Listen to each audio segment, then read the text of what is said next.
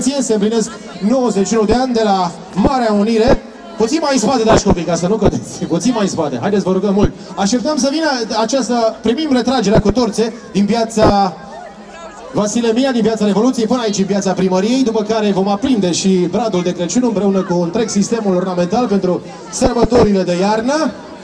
Așteptăm retragerea. Uitați chiar să observă, dacă întoarceți puțin capetele. Sunt copii frumoși, sigur că da, avem foarte mulți copii, împreună cu domnul primar Tudor Pediu și cu domnul președinte Constantin Nicolescu.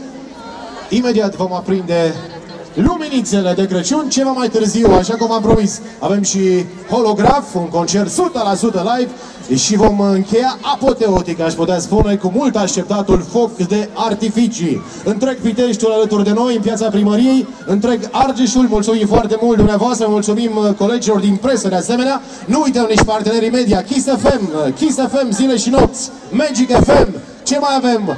Pro Argeș, Epitești.ro și Antena 1 Pitești, mulțumim foarte mult pentru colaborare. Mulțumim de asemenea New Vision din Vodafone. Ne pregătim între timp. Dacă domnul primar sunteți pregătit pentru câteva cuvinte până când vin cei cu torțele acum. Așteptăm retragerea aceasta cu torțe. Ce frumos se văd în spate. Ia, mai uitați-vă odată, dragi prieteni. Se văd așa niște luminițe. Se văd, de aici de pe scenă se văd. Domnul președinte, se văd, uitați că se văd. Lasă-l așa în față, sigur că da. Îl luăm pe el ca să punem mâna pe buton când vom face numărătoarea inversă, de la 10 până la 0. Să vedeți ce frumos să arate Piteștiul, îmbrăcat în strai de sărbătoare, se apropie sărbătorile de iarnă. Astăzi este 1 decembrie, Ziua Națională a României, vine și Moș Nicolae pe 6 decembrie, cu multe daruri pe 6 decembrie. Da, copii, o să vină moșul pe 6 decembrie, o să vină un moș mult mai bun, o să vină un moș Nicolae încărcat cu daruri.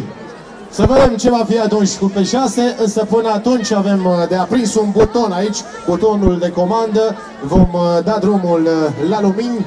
De asemenea, vom aprinde bradul de Crăciun și ne vom bucura cu toții că, iată, sărbătorile bat din nou la ușă.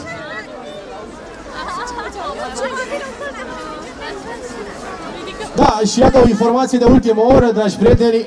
Acum am aflat de la domnul primar, domnul Pediuc, Revelionul îl petrecem împreună în piața Primăriei! Așadar, de Revelion vom fi din nou în aceeași echipă, alături de domnul primar, alături de domnul președinte. Nu uitați, 31 decembrie 2009 îl vom petrece începând cu orele 23 în piața Primăriei. Vom avea iarăși un spectacol grandios, pentru că trebuie să pășim așa cum se cuvine noul an 2010, care și întrece pe toți cei care au fost până acum, și asta din punct de vedere al organizării evenimentului și al trupelor care vor concerta în noaptea de Revelion. Vom avea trupe de calibru. Foarte puțin timp ne mai desparte până când cei care se ocupă cu această retragere de torțe se apropie încet, încet de piața Primăriei, încă puțin.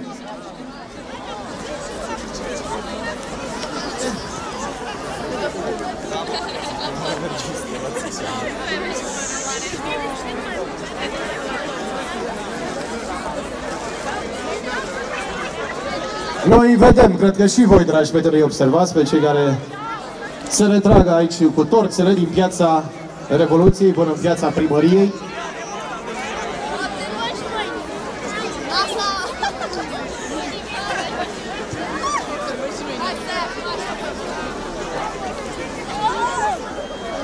Da, haideți, dragi copii, să facem un pas înapoi, ca să nu avem probleme aici pe scenă.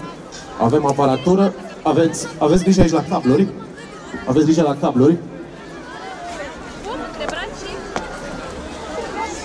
Puțin mai spate și depărtați-vă de boxe. Avem cabluri și să nu avem probleme, copii, da? Ok, haideți să... Câteva cuvinte din partea domnului primar, Tudor Pediuc. Sarmana, bună seara tuturor! Ne bucurăm că la acest ceas de sărbătoare suntem împreună și într-un număr așa de mare. Mă bucur că suntem în această piață în număr preponderent, în număr majoritar, tineri. Sărbătoarea este în primul rând a noastră, a românilor și a voastră, a tinerilor. Am considerat noi că este bine în această zi să sărbătorim la noi acasă această mare, cea mai mare sărbătoare națională a românilor de pretutindeni. Așa se face că a fost o zi cum n-a mai fost în Pitești organizate acțiuni de Primăria Municipiului Pitești în colaborare cu Consiliul Județean și mulțumim domnului președinte Nicolescu că este aici cu noi în seara asta.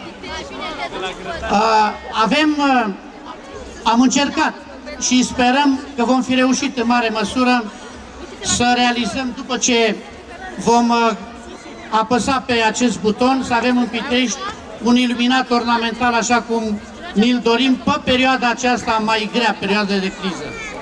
Și am considerat noi că este bine ca sărbătorile de iarnă, sărbătorile care ni se dragi nouă tuturor, să înceapă cu cea mai mare sărbătoare a românilor, cu Ziua Națională. De aceea ne aflăm în această seară aici pentru a porni aceste sărbători de iarnă. Și nu puteau să înceapă aceste sărbători de iarnă decât printr-un asemenea moment.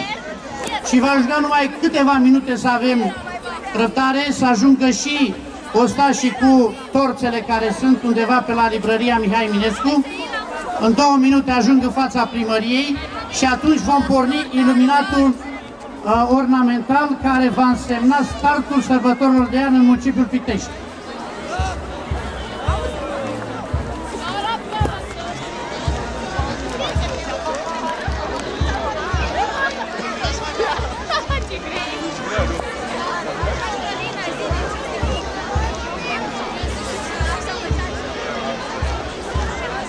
Da, se apropie.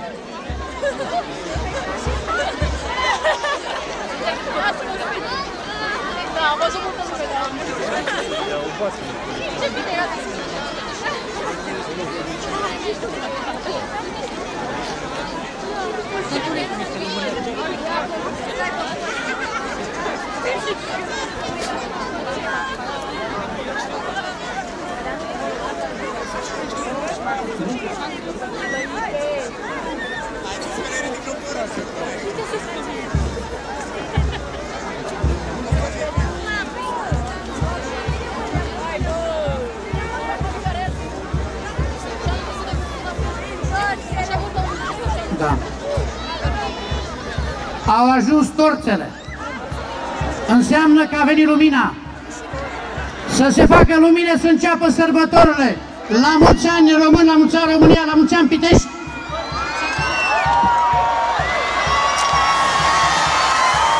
La mulți ani de decembrie, Pitești, Argeș, România! Iată cum arată Piteștiul! Iată ce avem, dragi prieteni!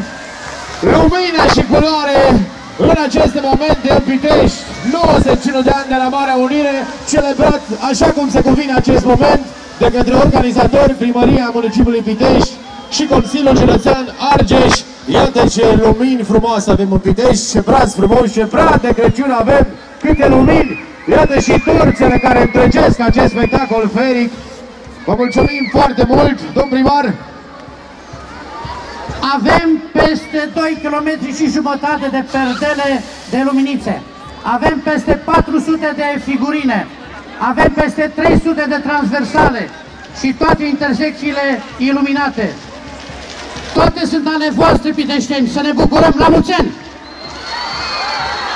La mulți ani, Pitești! Mulțumim foarte mult! Acesta a fost punctul culminant al spectacolului din această seară. Le mulțumim copiilor, vă mulțumim și dumneavoastră. Rămânem împreună pentru că mai avem un super concert, după care grandiosul foc de artificii. De fapt, au început acum artificiile.